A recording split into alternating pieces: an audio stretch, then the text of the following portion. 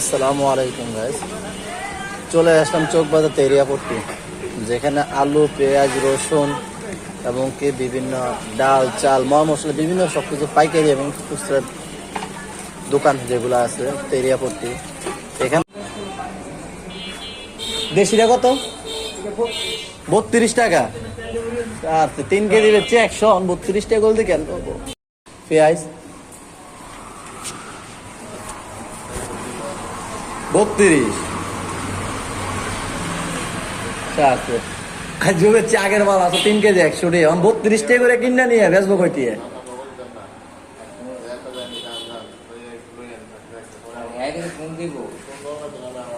ভাই 32 টাকা গেছে পেঁয়াজ এটা।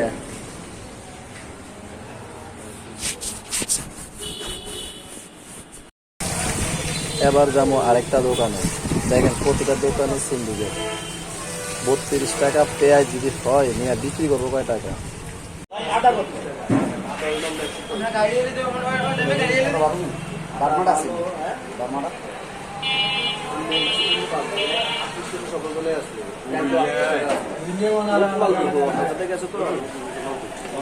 হাইব্রিডটা কত ভাই?